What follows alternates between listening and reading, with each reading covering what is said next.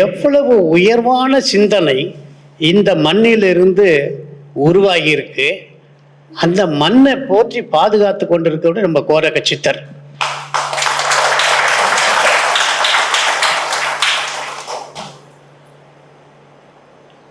தமிழனுடைய சிந்தனை உலகளாவிய சிந்தனையாக இருந்திருக்கு. அது இந்த மண்ணில இருந்து தாண்டவராய சுவாமிகள் அதை அருளி இருக்கிறார். அதுக்கு ஒரு பின்புலம் தெரிஞ்சால் தானே உங்களால் ரசிக்க முடியும். பின்புலம் வேணுமில்ல. தென்னாட்டை விட்டு இப்போ நான் வடநாட்டுக்கு போகிறேன். 1600 ஆண்டுகளுக்கு முன்னர், வேத காலம் அவ்வளோதான், ஒரு எக்ஸ்ட்ரீம் லிமிட்டை சொல்கிறான். 1600லேருந்து 2000 வருடத்துக்குள்ள இவன் வெறும் உலகியலை பற்றி சிந்திக்கவில்லை. உலகியலுக்கு அப்பாற்பட்ட சிந்தனைகள் வருகின்றன. அப்ப ஒரு அறிவனுடைய ஆராய்ச்சி தொடங்குகிறது. அப்ப வேதம் வித்து என்ற ஒரு சொல்லிலிருந்து வந்தது. வித்து அப்படின்னா அறிவுன்னு பேரு. வேதம் என்றால் அறிவு நூல். வேதம் திரையை 3 தான், பின்னாடி ஒன்று சேர்க்கப்பட்டு சதுர்வேதமாக மாறியது. 4 இருக்கு, யஜுர் சாமம் அதர்வனம். இதில் இந்த அறிவு ஆராய்ச்சிகளை அவர்கள் செய்தார்கள். உலகியல் பற்றி இல்லை, உலகியலுக்கு அப்பாற்பட்ட அடிப்படை தத்துவங்கள், மெட்டபிசிக்ஸை பற்றி சிந்திக்கிறான்.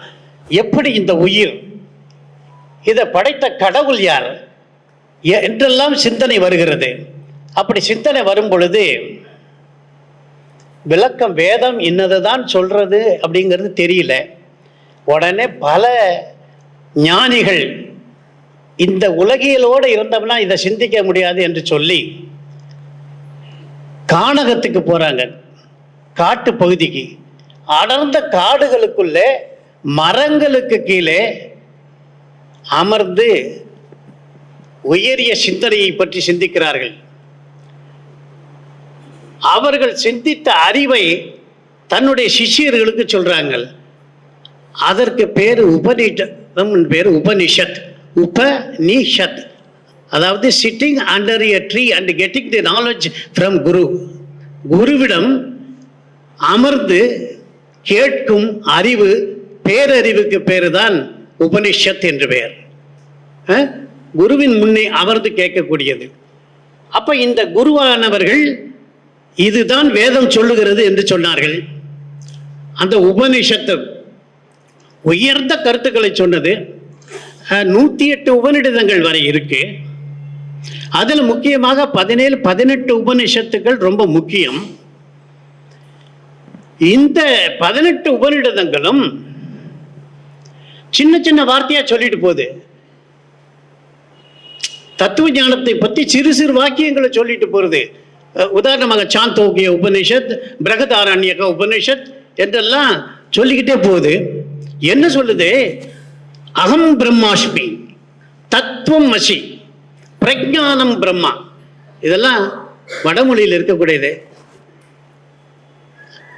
தட் தோ ஆர்ட், அதுவே நீ, அதுவே நீ. த அப்சல்யூட் கான்சியஸ்னஸ், பேரறிவு இருக்கே அதுதான் நீ அப்படின்னு சொல்லுது. என்னடா இது இப்படி சொல்லுது? இதை புரிந்து கொள்ள நமக்கே பேரறிவு வேண்டி இருக்கே.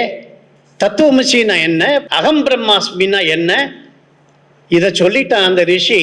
These are all the great sentences from உபனிஷத்துங்கிறார். அதாவது மகா வாக்கியம். மகா வாக்கியம், மகா வாக்கியம்னா ஒரு சொல்லுக்கு லிட்டரல் மீனிங், வாக்கியார்த்த, லட்சியார்த்தன்னு இருக்கு. வாக்கியார்த்தம்னா வாக்கியத்துக்கு உரிய பொருள். இப்போ நான் அவர் கிருஷ்ணமூர்த்தி ஐயா பார்த்து post this letter at mount road அப்படின்னு சொல்கிறேன்னு வச்சுங்க. இந்த லெட்டரை மவுண்ட் ரோட்டில் போடுன்னு அர்த்தம். இவர் கொண்டு போய் நேராக மவுண்ட் ரோட்டில் போட்டாருன்னா என்ன ஆகும்? ரோட்டில் போட்டால் என்ன ஆகும்? There is an implied meaning for that sentence. அந்த வாக்கிய அர்த்தம் இருக்கே, அதுக்கு லட்சியார்த்தம் இருக்கு. Implied meaning. இம்ப்ளைடு மீனிங் என்ன? ஐயா, நீங்க போய் மவுண்ட் ரோட்ல இருக்க ஒரு போஸ்ட் பாக்ஸ்ல இது போடுங்க. That is the implied meaning of அந்த இது. இதை புரிஞ்சுக்கணும் நீங்க. அப்ப இந்த தட் தோ ஆர்ட், தத்துவமசி, அகம் பிரம்மாஸ்மி, இதெல்லாம் என்னடா சொல்லுது? மகா வாக்கியங்கள் என்ன சொல்லுது அப்படின்னு சொன்னா, இது பழங்காலம் இதில் லிட்ரல் எழுதி வந்தது இல்லை, காது வழியாக கேட்டது தான், கேள்வி ஞானமாக வந்தது தான். இப்போ இந்த 18 உபநிஷத்துக்கள் இந்த மகா வாக்கியங்களில் அபேத சுருதி, பேத சுருதி, கடக சுருதி. இது என்ன அபேத சுருதின்னா, பிரம்மனாகிய பரம்பொருளும் ஆத்மாவாக இருக்கக்கூடியதும் பேதம், அபேதம், பேதம் இல்லை. ரெண்டுமே அபேத சுருதி. பேதம் வேறுபாடு கிடையாது. பிரம்மத்திற்கும் ஆத்மாவிற்கும் வேறுபாடு இல்லை. தீஸ் டூ ஆர் நான் டிஃபரண்ட். ரெண்டு வேற வேற இல்லை. அவ ஒன்னா அதை பத்தி நீ நினைக்காத. இரண்டும் இரண்டு அல்ல. பிரம்மாவும் இங்க இருக்கக்கூடிய ஆத்மாவும் வேறல்ல. துவைத்தம்னா ரெண்டு, துவைத்தம். இது இரண்டல்ல, நான் டிஃபரண்ட். அதை சொன்னாரு. அதுக்காக அவர் ஒரு பாஷ்யம் எழுதினாரு. ஏன்னா அந்த உபனிஷத்துக்கு விளக்கம் வருது பிரம்மசூத்திரம். வேதத்தில் சொன்னது சரியா விளங்காம உபனிஷத்து வந்தது. உபனிஷத்துல சரியா விளங்காம பிரம்மசூத்திரம் பாதராயணர் எழுதினார். அந்த பிரம்மசூத்திரம் இதுதான் சொல்லுதுன்னு சொல்லி பிரம்மத்துக்கும் ஆத்மாவிற்கும் நமக்கும் கடவுளுக்கும் வேறுபாடு இல்லை, அந்த கடவுள் தான் நாமே அப்படின்னு சொல்லி அபேத சுருதியின் அடிப்படையில் சங்கர பாஷ்யம் வந்தது. அவ்வளவு மெட்டபிசிக்கல் திங்கிங்கில் ஆதி சங்கரரை போல சிந்தித்தவர் யாரும் இல்லை. புரியுதா? ஒன்று, அதாவது அத்வைதம், அத்வைதம்னு பேரு. ஆச்சா? இல்லை, இது ரெண்டு தான் சொல்லியிருக்கே. ஆத்மா வேற, என்றுமே இவன் அடிமையாக இருக்கக்கூடியவன், அது பிரம்மம் வேற, ரெண்டும் ஒன்னா இருக்க முடியாது அப்படின்னு சொல்லி அவர் துவைத பாஷ்யம், மத்வ பாஷ்யம் எழுதுறார். மத்வாச்சாரியார் மத்வ பாஷ்யம், பாஷ்யம்னா விளக்க வர எழுதி என்ன சொல்றாரு? பிரம்மன் வேற, ஆத்மா வேற, ரெண்டு வேறதான். துவைத்தம், துவைத வேதாந்தம். புரிஞ்சுக்கிட்டீங்களா? ஒன்று அத்வைத வேதாந்தம், துவைத வேதாந்தம். இவர்களெல்லாம் பார்த்தாரு. இந்த பிரம்மமும் இந்த உலகமும் எம்பெருமானுக்கு சரீரம் போன்றது, அதை இயக்கக்கூடியவன் சரீரியாக இருக்கக்கூடிய அந்த ஸ்ரீமன் நாராயணன் ஆகிய ஈஸ்வரன் தான். எப்படி ஒரு மலர் என்பது முழு பொருளாக இருக்கிறதோ, விசிஷ்டம்னா முழுமை, அந்த மலருக்கு குணம் எப்படி அதோடு சேர்ந்து இருக்க, குணத்தை எடுக்க முடியாது தனியா. அதே போல பிரம்மத்திலிருந்து இந்த உயிரையும் இந்த உலகத்தை பிரித்தெடுக்க முடியாது. These three R qualified monism சொன்னாரு. மூன்றும் சேர்ந்த முழுமை தான் ஒன்று. இது மூணு தான் இந்திய நாட்டில் அத்வைதம் என்றும், விசிஷ்டாத்வைதத்துக்கு ராமானுஜர், அத்வைத வேதாந்த சங்கரர், அதாவது துவைத வேதாந்தத்துக்கு மத்வாச்சாரியர். சரி, இந்த அத்வைத வேதாந்தத்தில் என்ன சொல்றாரு? ஒன்னே ஒன்று தான், பிரம்மம் மட்டும்தான் உண்மை. நீ ரோட்ல நடந்து போயிட்டு இருக்கிற, சாலையில திடீர்னு துள்ளி குதிக்கிறான், பாம்பு இருக்குன்னு பார்த்தா ஒரு கயிறு தான் இருக்கு. கயிறு தான் இருக்கு. நான் பாம்புன்னு நினைச்சிட்டான். பாம்புன்னு அவன் நினைச்ச வரைக்கும் உண்மை, அது வரைக்கும் அவித இக்னோரன்ஸ் காரணமாக இருந்தது. After the advent of the light, கரெக்டாக ஒரு வெளிச்சம் வந்ததுக்கு அப்புறம் இது பாம்பு இல்லை, வெறும் கயிறு தான் நினைக்கிறோம். அதே போல உலகத்தில் இருக்கக்கூடிய அத்துணை பொருட்களும் மாயை. புரிஞ்சுக்கிட்டீங்களா? அறியாமை இருக்கும் வரையில இது உண்மை. இது என் மனைவி, மக்கள், உலகம், இது என்னுடைய பேனா, எல்லாம் அறியாமை இருக்கிற வரைக்கும் உண்மை. அப்ப இந்த கயிறை ஏதோ ஒன்று பாம்பா தோற்று வச்சிருக்கு. அதுக்கு பேரு ஆவாரணம், விக்ஷேபம். நம்முடைய அறிவு இருக்கே, அவித்தை, உண்மையை மறைக்கும், வேறொன்றை தோற்றுவிக்கும். Concealment and projection of some other thing. மறைத்து projection of some other thing, வேற ஒன்றை உருவாக்கிடும். உண்மையில் என்ன இருக்கிறது? 100 தட்டை வை, 100லையும் தண்ணி ஊத்து, பௌர்ணமி அன்னைக்கு நிலவை பார், ஒரே நிலாதான் அத்தனையிலையும் பிரதிபலிக்கிறது. பிரம்மம் இஸ் ஒன். எல்லாம் எதனுடைய எது காரணமா இருக்கிறது? நமக்கு அவித்தை, இண்டிவிஜுவல் இக்னரன்ஸ், தனிப்பட்ட அறியாமையினாலே நாம் உலகம் எல்லாம் மெயின் நினைக்கிறோம். அந்த மாயைங்கிறது காஸ்மிக் நிசைன்ஸ், பிரபஞ்சத்தினுடைய அறியாமை மாயை.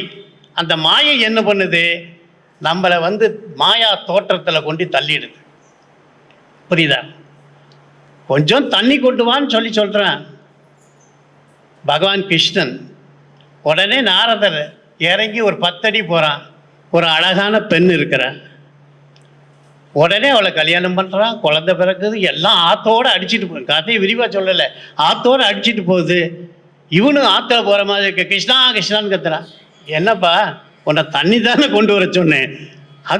அதுக்குள்ளே ஒரு குடும்பம் நடத்தி பேரம் பேத்தி எடுத்து இவ்வளவும் போயிடுற டைம், அவ்வளவு மாயங்கிறான்.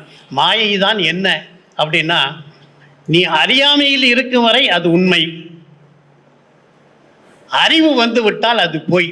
எனவே மாயை அனிர்வச்சனீயம், அதை இன்எக்ஸ்பிளிகபிள், விளக்க முடியாது அப்படின்னு சொல்கிறான்.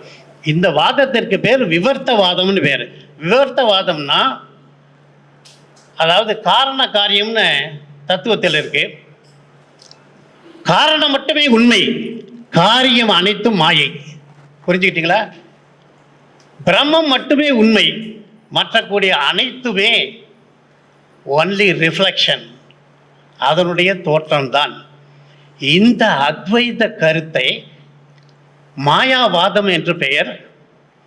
இதை கைவல்ய நவநீதம் என்று சொல்லி பாடல்கள் மூலமாக இந்த வேதாந்தத்தில் அந்த அத்வைத சிந்தனையை இந்த மண்ணில் சிந்திச்சு அந்த அத்வைதத்துக்கு வேறு ஊன்றி அதை படரும்படியும் மிக தெளிவாக சாதனம் ஒன்றின்றி சாதிப்பார் ஒருவர் இல்லை. வருதா இல்லை கைவல்ய நவநீதத்தில்?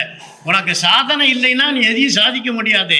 குருவை நாடு, அவர் மூலம் கேட்டு தெரிஞ்சுக்கோ அப்படின்னு சொல்லி பாடல்கள் மூலமாக நவநீதம்னா என்ன உங்கள் கையில் கொண்டு அதை கொடுத்துருக்கிறாரு. நவநீதம்னா என்ன? வெண்ணெயை கொண்டு கொடுத்துருக்கிறாரு. இதை சாப்பிட்றதுக்கு உங்களுக்கு கசக்குதா? அதை தாண்டவராய சுவாமிகள், ஏன்னா சித்தர்கள் முழுவதும் 90% வேதாந்த சார்புடையவர்கள், ஒரு 10% சித்தாந்த சார்புடையவர்களாக வந்திருக்கிறார்கள். எனவே அந்த உயரிய சிந்தனை இந்த மண்ணிலிருந்து உதிச்சிருக்கே, அதுக்கு தாண்டவர சுவாமி அந்த பெரிய சித்புருஷர் காரணமாக இந்தியா முழுவதும் இந்த கைவல்ய நவநீதம் பிரபல்யம். அதை இவங்க தினம் வகுப்பு நடத்துகிறாங்க பாருங்க. தினம் அன்பர்களுக்கெல்லாம் வகுப்பு நடத்தி கைவல்ய நவநீதத்தை போதித்து கொண்டு வர்றார்கள். எவ்வளோ பெரிய மகான் அவர்! அதை அந்த தாண்டவராய சுவாமிகள் தான் இங்கே சித்தியாகி இங்கே இருக்கிறார். வேதாந்த மரபிற்கு அத்வைதம், அந்த அத்வைத ஸ்தாபகர்களில் அந்த கைவல்ய நவநீதத்தை பற்றி அவர்கள் எழுதி உருவாக்கி உருவான இடம் இது. நீங்கள்லாம் பெருமை கொள்ளணும். டெல்டா தஞ்சை மாவட்டத்தில், ஒருங்கிணைந்த தஞ்சை மாவட்டத்தில் இப்படிப்பட்ட சிந்தனை முகிழ்த்திருக்கிறது, பூத்திருக்கிறது என்று சொன்னால் இந்த இடம் எவ்வளோ புனிதமான இடம். உங்கள் கால் படுதே, புனிதமான இடத்துல நீங்கள் இருக்கீங்க. எல்லாரும் உலகம் முழுவதும் என்ன பண்ணுறோன்னா சைவ சித்தாந்தத்தை விட்டுருவான். 2 இயக்கம் ரொம்ப ஃபாஸ்ட்டாக போயிட்டுருக்கோம். ஒன்று அறிவாளிகள், இன்டலெக்சுவல்ஸ் முழுவதும் அத்வைத பக்கம் தான் வருவான். பக்தினால் தான் அடைய முடியும், அவர் ஞானத்தினால தான் அடைய முடியும். அறிவு இருந்தால் போதும், அது தாய்மான அறிவே தெய்வம் என்றார் தாய்மான சுவாமிகள். ஆனால் பக்தியின் மூலம் தான் எல்லாத்தையும் அடைய முடியும் ராமானுஜர். இப்படியெல்லாம் அவர்களுக்குள்ள வாதம்லாம் நடந்திருக்கு. எதுக்கு வாதம் நடந்தது? ஏன்டா இந்த பாட்டில் 13 ரூபா அதிகம் மாற்றினா அப்படின்னு நான் நடந்தது விவாதம் பாருங்க. இவன் சிந்தனை எப்படி போயிட்டு இருக்கு, மட்ட ரகமாக போயிட்டு இருக்கு. பாட்டிலுக்கு 10 ரூபா ஏற்றிட்டான், 20 ரூபா ஏற்றிட்டான்னு சிந்தனை இப்படி போயிட்டு இருக்கு. அவன் எவ்வளவு ஹை திங்கிங்கில் இருந்திருக்கான். அந்த பாரம்பரியத்தில் வந்தவர்கள் நாம் என்பதை மறந்து விடக்கூடாது.